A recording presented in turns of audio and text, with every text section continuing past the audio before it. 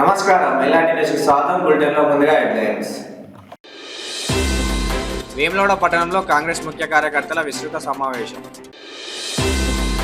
అఖిల విశ్వ గాయత్రి పరివార్ ఆధ్వర్యంలో గాయత్రి మహాయజ్ఞం. పెండింగ్ బిల్లులు విడుదల చేయాలని కోడెమ్మకు చెల్లించుకున్న మాజీ సర్పంచులు. కరీంనగర్ కలెక్టరేట్ ఆడిటోరియంలో సోమవారం నిర్వహించిన ప్రజావాణి ప్రజల ఫిర్యాదుల స్వీకరణ కార్యక్రమం సందర్భంగా పలువురు వివిధ రకాల సమస్యలపై తమ దరఖాస్తులను సమర్పించారు. జిల్లా కలెక్టర్ పమేల సత్పతి, జిల్లా అదనపు కలెక్టర్ లక్ష్మీ కిరణ్ తదితర అధికారులు ప్రజల వద్ద నుండి దరఖాస్తులు స్వీకరించారు. వీటిని వీలైనంత త్వరగా పరిష్కరించడానికి కృషి చేస్తామని వారు పేర్కొన్నారు.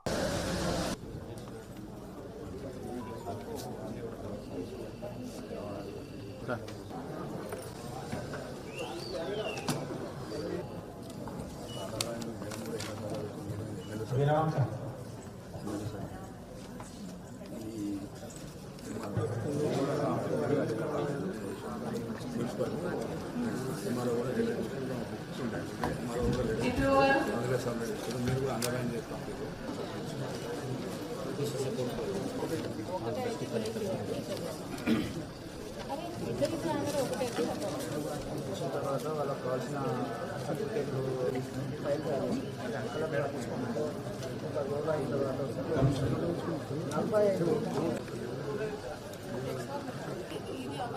నవంబర్ 19వ తేదీన రాజన్న సిరిసిల్ల జిల్లా కేంద్రంలో నిర్వహించే సిపిఎం కార్మిక మహాసభలకు భారీగా కార్మిక కర్షక వర్గాలు తరలివచ్చి విజయవంతం చేయాలని సిపిఎం ఆధ్వర్యంలో పిలుపునిచ్చారు.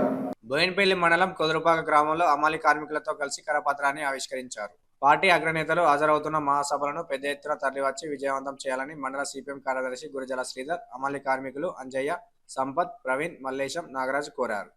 కొదురుపాక గ్రామంలో అమాలి సంఘం కార్మికుల ఆధ్వర్యంలో సిపిఎం పార్టీ పక్షాన రేపు 19వ తారీఖు నాడు జరగబోయే జిల్లా సిపిఎం పార్టీ 3వ మహాసభలను పురస్కరించుకొని ఇక్కడ కరపత్రం ఆవిష్కరణ చేయడం జరిగింది. ఆ రోజు కార్మిక వర్గ పార్టీ ప్రతినిధి రాష్ట్ర సిపిఎం పార్టీ రథసారథి కామ్రేడ్ వీరభద్రం గారు, అలాగే సిపిఎం పార్టీ రాష్ట్ర కార్యదర్శి వర్గ సభ్యులు